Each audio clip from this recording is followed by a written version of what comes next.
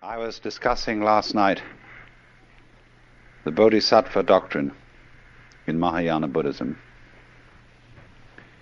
and comparing it or relating it to the two great tendencies in Indian spirituality: anti-worldliness or otherworldliness and world affirmation, and showing how the idea that the highest kind of a Buddha is in a certain way a non-Buddha. The highest kind of a Buddha is like an ordinary person.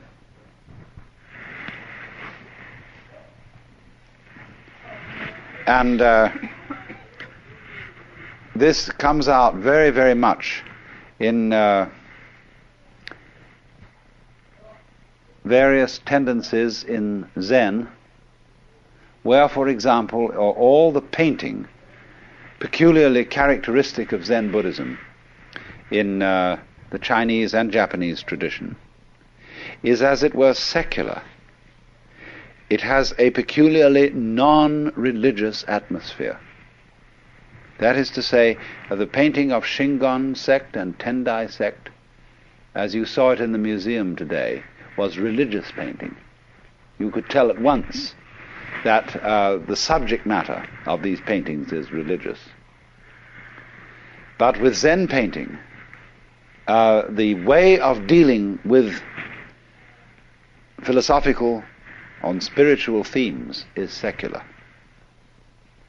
So that when an artist like Sengai, living in the 17th century Japan, paints the Buddha, there is something slightly humorous about the Buddha. He wears his halo over one ear. There is an informality, a slight raffishness.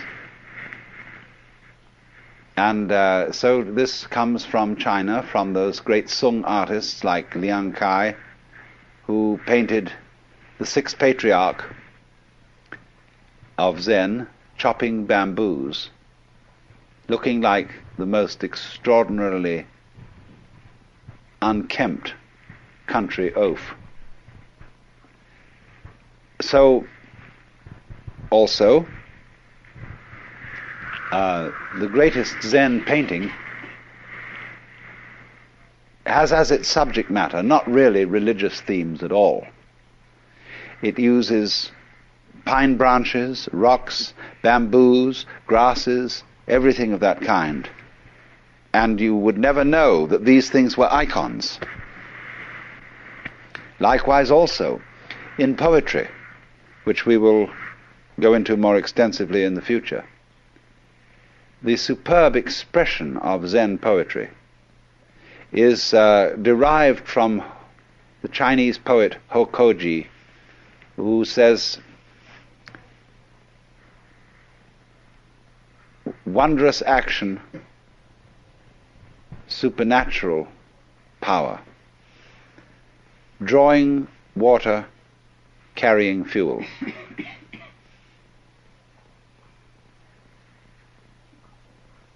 Now, that poem is a little bit too religious for Zen taste. And so, preferable to that is Basho's famous poem, The Old Pond, a frog jumps in, plop. Plop is the only possible English translation for the Japanese mizu no otto, which means literally the water's sound. Plop. But that poem, you see, is a very high-style Zen poem, because it has nothing in it about religion. There is a poem on the edge, which also was written by Basho, which says, when the lightning flashes, how admirable he who does not think life is fleeting. You see, the flash of a lightning is a Buddhist cliche for the transiency of the world. Your life goes by and it disappears as fast as a flash of lightning. That becomes a cliche. So,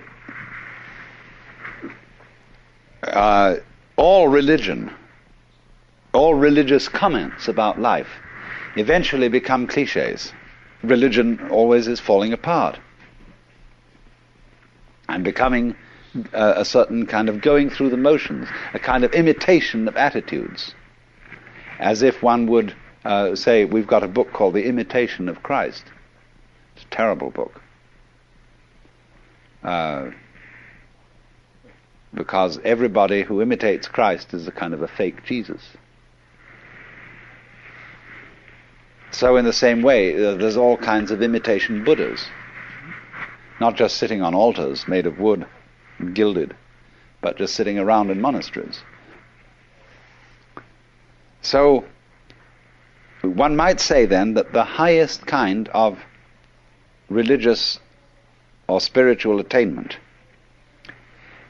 has no way, a sign about it that it is religious or that it is spiritual. And so as a metaphor for this, there was used in Buddhism from the very beginning the idea of the tracks of birds in the sky. They don't leave any tracks. And so the way of the enlightened man is like the track of a bird in the sky. And as one poem, a Chinese poem says, entering the forest, he does not disturb a blade of grass. Entering the water, he does not make a ripple. In other words, there is no sign about him to indicate that he is self-consciously religious. And this goes too for the fact that his not having any religious sign is also not something contrived. It isn't like Protestant simplicity. You know, all those Catholics with their rituals and how dreadful and insincere that is. The real reason, you know, why Protestants think Catholic ritual is insincere? You know? It's expensive. Protestantism started in the burgher cities of Europe. Places like Freiburg, Hamburg, you know, and Geneva.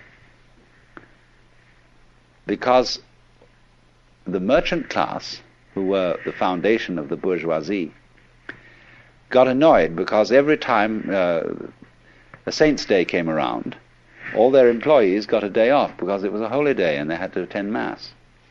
There were so many of these nuisance holy days, and all these contributions that were assessed by the church, buying your way out of purgatory and saying masses for the dead and so on and so forth, they found this not very economical. The priests were getting the money instead of the merchants. And so they decried as unbiblical and irreligious and wasteful all the finery of the Catholic religion and wanted something plain and simple. So it became, in course of time, a sign of being really religious to avoid rituals and to avoid colorful clothing and splendor in churches, and to be as ordinary as possible. But that is not yet the real religion of me giving no sign of having a religion, because this simplicity and absence of ritual itself becomes a sign, a way of advertising how spiritual you are. So the completely bodhisattva type of person doesn't leave any track, either by being religious overtly or by being non-religious overtly.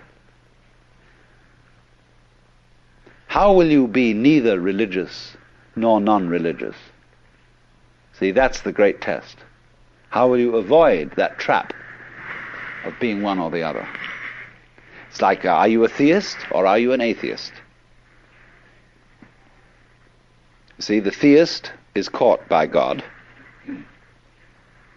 and the idea of God, the belief in God, but the atheist is equally caught. Because an atheist is very often an atheist because he cannot stand the idea that God is watching him all the time. that there is this constant all-seeing eye prying on your most private life, and that there's this, you know how when you're a child in school and you're writing something or doing arithmetic and the teacher walks around the class and looks over your shoulder. Nobody wants to be watched like that. Even someone who's good at writing or at arithmetic doesn't want somebody looking over their shoulder while they're doing it. It puts you off. It bugs you. So the idea of the Lord God, who is watching us all the time, who is judging everything that we do, puts people off, and they can't stand it. So better be an atheist to get rid of teacher. So, but the atheist, you see, the man who advertises his disbelief in God is a very pious person. Nobody believes in God like an atheist. There is no God, and I am his prophet. So then, the true bodhisattva state is very difficult to pin down as being neither supremely religious nor blatantly secular. And people who think that the height of Buddhism or the height of Zen is to be perfectly ordinary have still missed the point, like the atheist has missed the point. But for this reason, then, there is an element in the art, the painting, the poetry, etc., which has been inspired by this kind of Buddhism. This kind of art where the subject matter is non-religious. Nevertheless, there is something about the way in which this non-religious subject matter is handled that stops you. And you know there's something strange about it. This is how I first became interested in Oriental philosophy and all that kind of thing. I had an absolute fascination for Chinese and Japanese painting, the secular painting, the landscapes, the treatment of flowers and grasses and bamboos. There was something about it that struck me as astonishing, even though the subject matter was extremely ordinary. And I just, as a child practically, I had to find out what was the strange element in those bamboos and those grasses. I was being, of course, taught by those painters to see grass. But there was something in there that one could never pin down, never put your finger on. And that was this thing that I will call the religion of no religion. The supreme attainment of being a Buddha who can't be detected, who in this sense then leaves no trace. You remember, some of you have seen those 10 paintings called the 10 Stages of Spiritual Ox Herding. And the author, there are two sets of these paintings. There's a heterodox one and an orthodox one. The heterodox one has as the man catches the ox, it gets progressively whiter, until in the end it disappears altogether, and the last picture is an empty circle. But the orthodox set of paintings doesn't end with the empty circle. The empty circle arises 2 from the end, 3 from the end. It is followed by 2 others. After the man has attained the state of emptiness, the state, in other words, of complete iconoclasm, the state of no attachment to any spiritual or psychological or moral crutch, there are two more steps. And one is called returning to the origin, which is represented by a tree beside a stream. And the final one called entering the city with hands hanging down. That means hands giving a handout, as it were, giving bounty. And it shows a picture of the fat Buddha, Putai, or in Japanese known as Hotei, who has an enormous belly, big ears, who carries round a colossal bag. And what do you think this bag has in it? Trash. Wonderful trash. Everything that children love.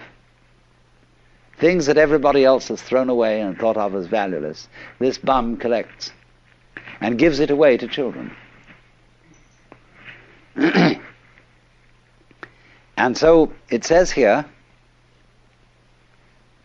that he goes on his way without following the steps of the ancient sages. His door is closed. That's the door of his house. And no glimpses of his interior life are to be seen. So, in other words, it's like when you erect a building, while you're building it, you have all kinds of scaffolding up. That shows you that building is going on. But when the building is complete, the scaffolding is taken down. To open a door, as they say in Zen, you may need to pick up a brick to knock at the door. But when the door is open, you don't carry the brick inside. To cross a river, you need a boat. But when you've reached the other side, you don't pick up the boat and carry it. So the brick, the boat, the scaffolding, all these things represent some sort of religious technology or method. And in the end, these are all to disappear. So that the saint will not be found in church. I don't take what I say literally. The saint can perfectly readily go to church without being sullied by church. But ordinary people, when they go to church, they come out stinking of religion. There was a great Zen master once, and one of his disciples asked him, "How am I making progress?" He said, "You're all right, but you have a trivial fault." "Well, what is that?" He said, "You have too much Zen." Well, he said, when you're studying Zen, don't you think it's very natural to be talking about it? The master said, "When it's like an ordinary conversation, it is much better." And so another monk who was standing by listening to this exchange said to the master, "Why do you so specially dislike talking about Zen?"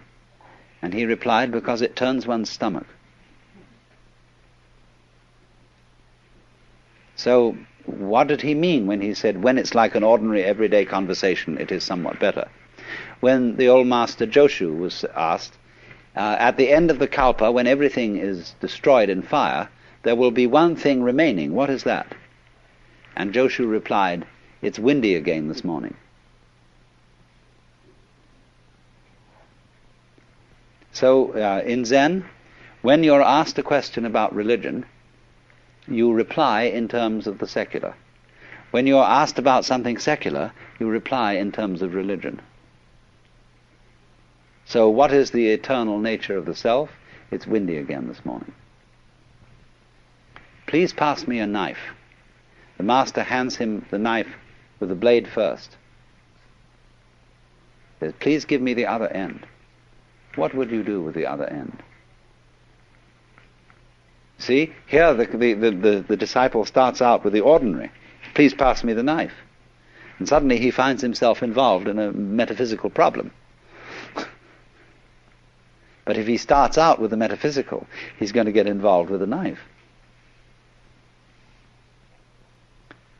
So, now, to go deeply into the religion of non-religion, we have to understand what you might call the final ultimate attainment of Mahayana Buddhist philosophy. And this is contained in a school of thought which is called in Chinese Hua Yan and in Japanese Kegon. Kegon is the intellectual foundation for Zen. And there was a great Chinese master by the name of Shumitsu, who was simultaneously a Zen master and the fifth patriarch of the Huayan sect. Hua, it means flower. Yan, garland. The garland of flowers. And it's all based on a Sanskrit sutra called Avatamsaka. This is called simply, in Japanese, Kegon Kyo. A very big sutra.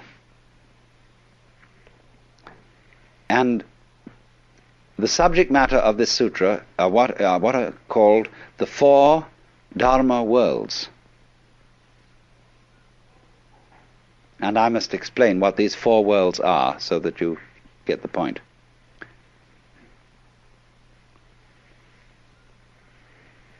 First of all, there is a level of being which we will call Ji. The word Ji, which is Japanese way of pronouncing the Chinese Chur, is the world of things and events. What you might call the common sense world, the everyday world that our senses normally record.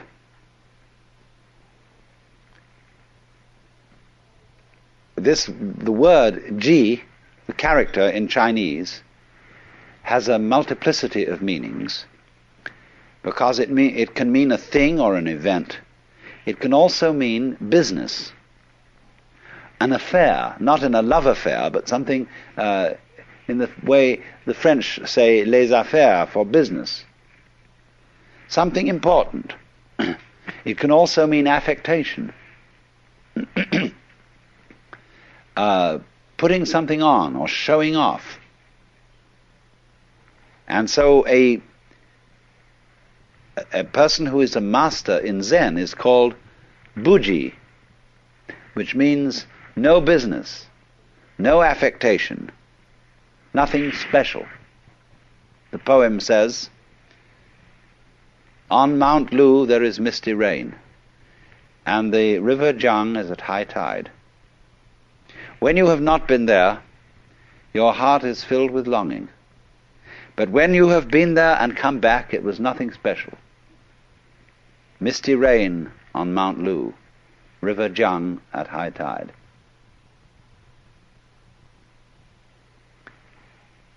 But this nothing special is not a way of putting something down. Do you see that? I could say, well, it was nothing special, it didn't really amount to anything. That's one way of saying it was very ordinary. But Buji, just as it doesn't mean it was very ordinary, in the same way that the person who has no religion is really the most religious, you do see? He's not just a common, ignorant moron. He looks like one, but he isn't. And you have to know what he knows in order to see that he isn't and to recognize him for what he is. So nothing special, Buji. It doesn't stand out. It doesn't, as we would say it doesn't stick out like a sore thumb. So the world of Ji then means generally the world of particulars, the world of multiplicity, the world we ordinarily feel we're involved in. So that's the first world. The second world is called the world of Ri. Now Ri, in Chinese, Li, is, as I explained to you when we were discussing the idea of the law of nature. The character means the markings in jade, or the grain in wood, or the fiber in muscle.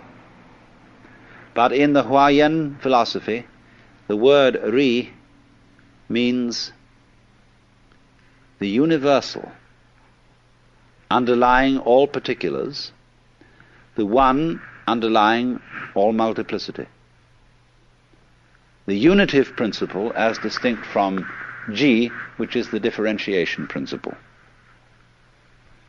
So, as it were, it's like this. When you see into the nature of this world, you start from ji. You start from noticing all the particular things and being baffled by their multiplicity and dealing with the multiplicity of things.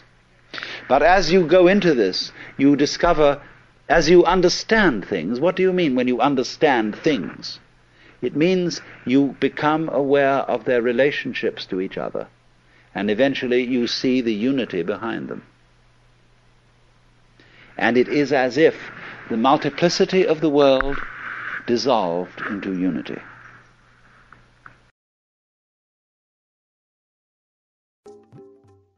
You start from noticing all the particular things and being baffled by their multiplicity and dealing with the multiplicity of things. But as you go into this, you discover, as you understand things, what do you mean when you understand things? It means you become aware of their relationships to each other, and eventually you see the unity behind them. And it is as if the multiplicity of the world dissolved into unity. And so here you encounter a problem. I can see the world as a unity. I can see the world as a multiplicity. But how the devil am I going to put the two visions together? If I am to be a practical success in business, in family life, and so on, I have to observe the world of particulars. It's particulars that matter. I have to know chalk from cheese. But if I become a saint, a monk, or a hermit, then or even perhaps a poet or an artist, I will forget about the practical matters and contemplate the unity, the secret meaning underlying all events. But then all those practical people are going to say to me, you're falling down on the job. You've escaped from life. Because they feel that the world of particulars is the real world. But the other guy says, no, your particulars are not real. You make a success of things, yes, but it's completely temporary. You think you're an important person, that you're really contributing to human life. But actually, your success in doing this sort of thing lasts for a few years, and then you fall apart like everybody else does. Where's your success now? When you're dead, what happened to the millions of dollars you made? Where are you? They're all gone.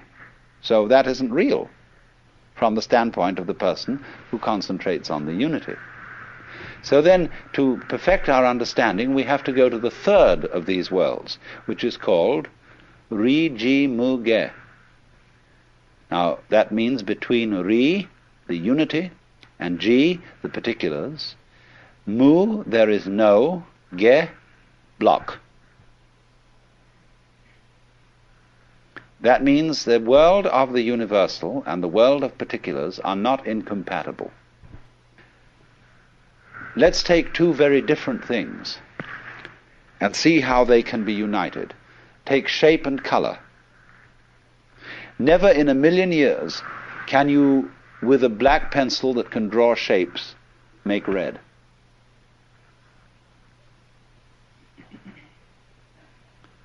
But if you have red,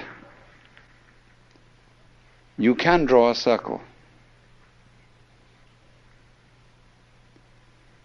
You can draw a red circle, even though the circle shape and the red color will never be the same. Yet red circle, they go beautifully together. So think of circle as Ji and red as Ri. The circle is the particular, the color is the universal. They go together. So then we might say the properly rounded out person is both spiritual and material, both otherworldly and worldly. This is the supreme attainment of a human being, to be both. Don't get one-sided. A person who is what you might call just a materialist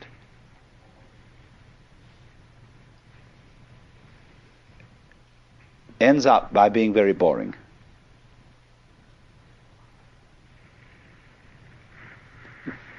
It's you know, you can live the successful life of the world and you can own every kind of material refinement. You can have the most beautiful home, delicious food, marvelous yachts and cars and everything. But if you have no touch of mysticism, it eventually is all perfectly boring, and you will get tired of it. Then on the other hand, there are people who are purely spiritual,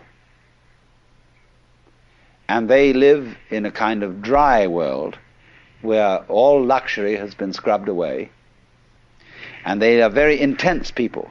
When you are in their presence of a very spiritual person, an excessively spiritual person, you feel inclined to sit on the edge of your chair.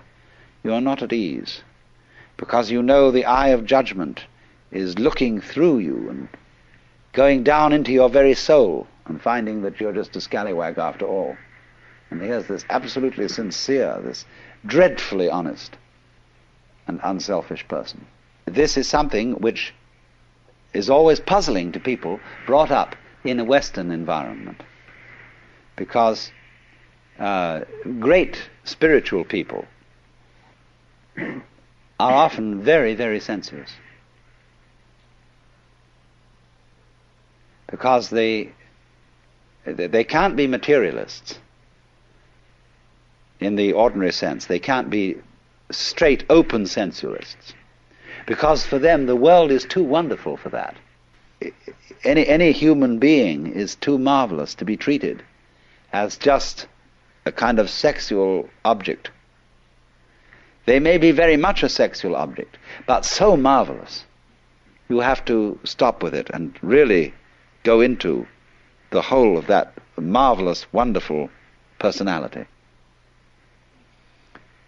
So there is a trouble, it keeps coming up for the West. When you go to church and you suddenly go to a church where there's a marvelous clergyman, and you think he is the very exemplar of life, and you idealize him, and then suddenly there develops a frightful scandal that he has an affair with his secretary, and you think all is lost, that the faith has been sold out, that everything's going to rack and ruin, because he was not purely spiritual. And he himself may be terribly confused and worried about this, because in our world, you see, we make the spiritual and the material mutually exclusive. But Ri-ji Mu-ge, this third world, means that between the spiritual and the material there is no obstruction. So we might say this would sound as if it were the highest level, but there's one more to come, which is called Ji-ji Mu-ge. This means then suddenly Ri has disappeared, but between Ji and Ji there is no obstruction. Between one event and any other event or events there is no mutual exclusiveness. Shall I put it that way? This is the doctrine, the highest doctrine of Mahayana Buddhism, which you could call the doctrine of the mutual interpenetration of all things, or the mutual interdependence of all things. And its symbol is what is called Indra's net, that is used in the Avatamsaka Sutra. Imagine at dawn a multidimensional spider's web covered in dew. A vast, vast spider's web that is the whole cosmos, and is not only a kind of a flat thing, but a solid thing, and a solid in 4, 5, 6, and n dimensions,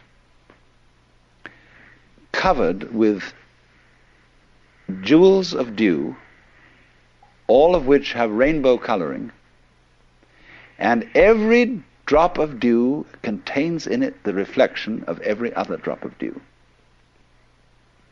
And since every drop of dew contains the reflections of all the others, each reflected drop of dew contains the reflections, you see, of all the others, and so ad infinitum.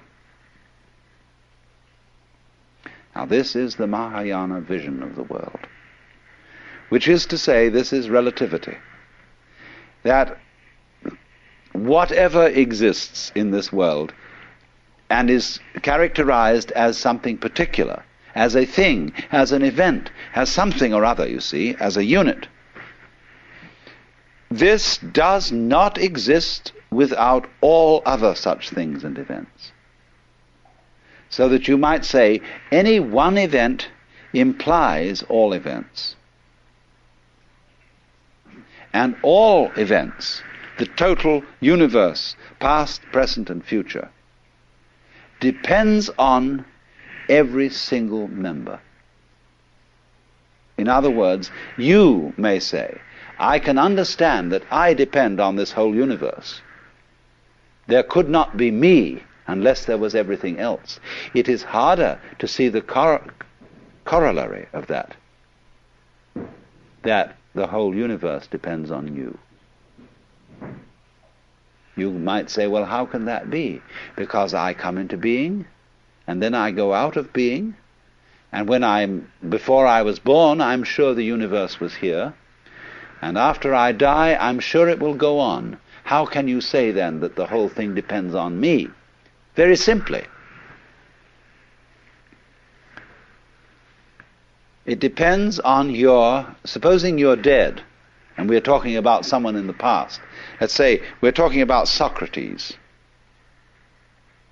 And I'm going to say, this whole universe depends on Socrates.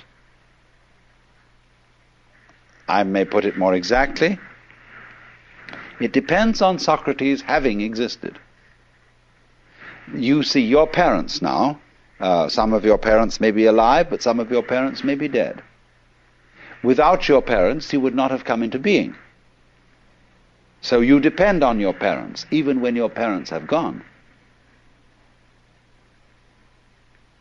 So everything, even when you disappear, the universe will still depend on you, on your having been here. Or if you have not yet arrived, it depends on your going to be here. So we can say, obviously, going back to Socrates, the fact that Socrates existed tells us something about the kind of world we're living in. This world once Socratized.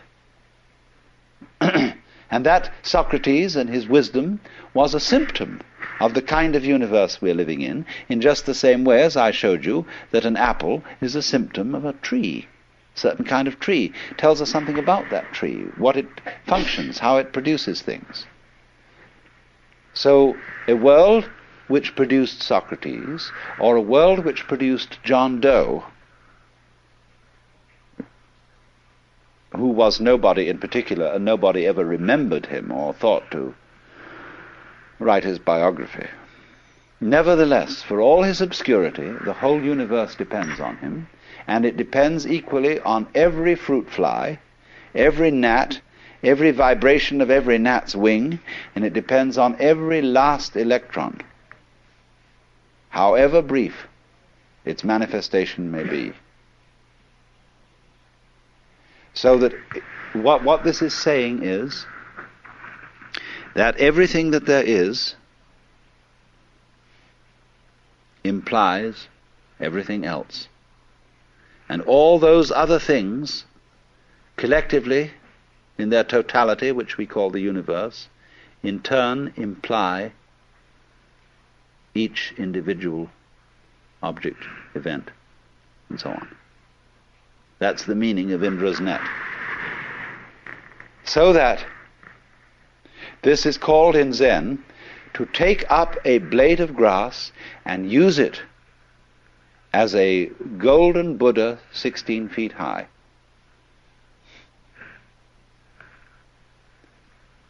When you have a chain and you pick up a link, all the other links come up with it.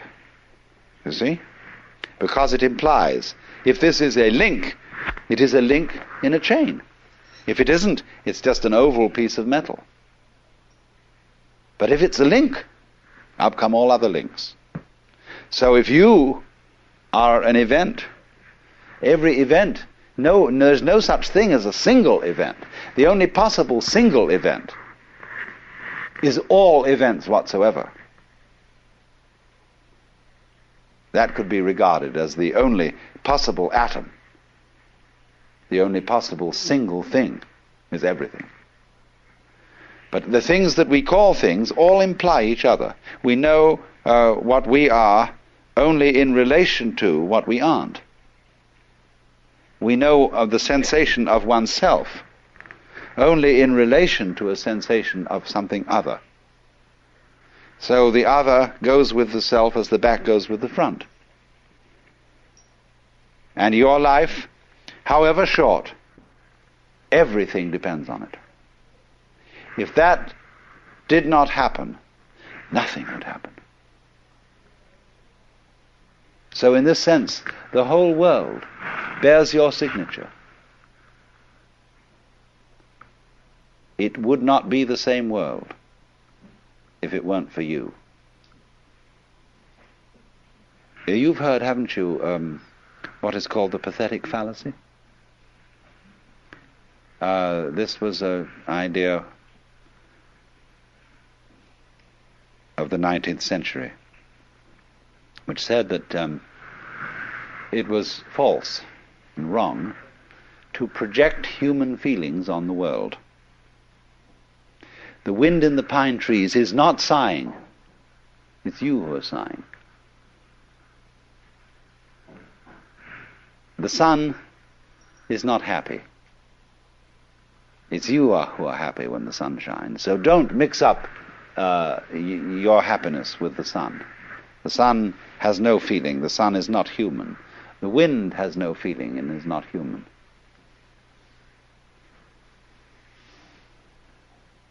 The poet says, the moon doth with delight look round her when the heavens are bare. And the logician says, no, the poet looks round with delight at the moon in the bare heavens. How awful. I mean, if that's the point, you see, better not say any poetry, just have prose. But actually the moon does look round with delight when the poet looks round with delight, because the world of which one symptom is the moon is the same world of which another symptom is the poet. They go together. A world where there is a moon implies a world where there is a poet. A world where there is a poet implies a world where there is a moon. So in this sense, the moon can be said to look round with delight through the agency of the poet. Because you can't separate poet and moon. Just as you can't separate head and feet without destroying the unity of the body. So in that sense then, this whole world is a human world. And we should not take the silly attitude or philosophy called the philosophy of the pathetic fallacy, which says outside our skins it's all inhuman and dumb and blind force, and only inside the skin is there the human world. All this world is human, because it depends not only on the existence of humanity in general, but on the existence of Mary Smith in particular. So the whole world is covered, as it were, with your personal signature. But at that moment when you suddenly seem to be everything, and to be Mr. A, you suddenly see the obverse of this, that your particular personality is nothing at all without everything else, without everybody else. I need, in order to be Alan Watts, I need every single other human being and the uncontrollable otherness of all those other human beings that I can't do anything about. They are going to be themselves whatever I do. And yet at the same time, I depend on all their difference from me, and yet they all depend likewise on me. So that I'm in a very funny position. The moment I would be egoless and say, I'm nothing without you, then suddenly I find I'm the kingpin. They all depend on me. Then suddenly, when I get swelled-headed about being the kingpin, I find I'm nothing at all without them. So everything keeps going blip, blip, blip, blip. In other words, the moment you think you've got it in one state, it transforms itself into the other. That's the Jiji Muge. Now, in Jiji Muge, you see, you've got a vision of the world in which everybody is boss and nobody is boss. There is no one boss who governs the whole thing. It takes care of itself. It's a colossal democracy. But yet every man and every uguisu and every snail is king in this world. And at the same time is commoner. And that's how it works. And there is no great king, although in Hinduism they have an idea, a very strange one to us, called Ishvara. Ishvara means the supreme personal God, the top being in the Deva world. And many Buddhists believe that there is such a God. There is a ruler of the universe, but he is lower than a Buddha, because in the course of the endless cycles, Ishvara will dissolve into nothing. All gods, all angels are within the round of being. It's a very curious idea to our minds, and therefore, although Buddhists believe in God in that sense, they don't take it importantly. There are no shrines in Buddhism to Ishvara.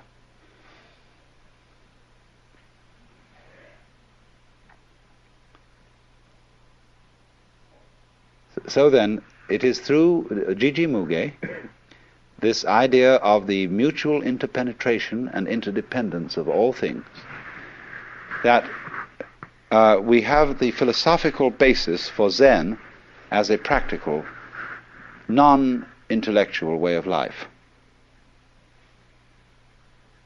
Because of the realization that the most ordinary event, the charcoal brazier, the mat, soup for dinner, sneezing, washing your hands, going to the bathroom, everything, all these so-called events, separate events, imply the universe. So this is why Zen people will use the ordinary event to demonstrate the cosmic and the metaphysical. Only they don't rationalize it that way. To see infinity in a grain of sand and eternity in an hour is still Riji Muge and not Jiji Muge. Jiji Muge is when you offer somebody the grain of sand, For God's sake, stop thinking about eternity. Here's just the grain of sand. There is no difference between the grain of sand and eternity. So you don't have to think about eternity as something implied by the grain of sand. The grain of sand is eternity. So in the same way exactly, our sitting here at this moment is not something different from nirvana. We are nirvana as sitting here exactly like this, you see. So you don't have to say any philosophical comment on the grain of sand or on our sitting here. That's called legs on a snake or a beard on a eunuch. You put legs on a snake, you see, and you embarrass the snake in its motion. And a eunuch doesn't need a beard. We would say in our idiom, don't gild the lily. Or Zen would say, don't put frost on top of snow. So all what you might call specifically religious activity is legs on a snake. Eventually this is going to be eliminated, just as eventually we hope that government will be eliminated and will become unnecessary, because every individual will be self-governing and therefore relate properly to his brother, and the state will vanish. So too at the same time the church will vanish. And that's why in the book of Revelation, in the New Testament, it is said that in heaven there is no temple, because the whole place is the temple. So when we achieve the fulfillment of Buddhism, there is no Buddha, no temple, no gong, no bell, because the whole world is the sound of the bell. And the image of Buddha is everything you can look at. So a Zen master was asked, mountains and hills, are they not all forms of the body of Buddha? And the master replied, yes, they are, but it's a pity to say so.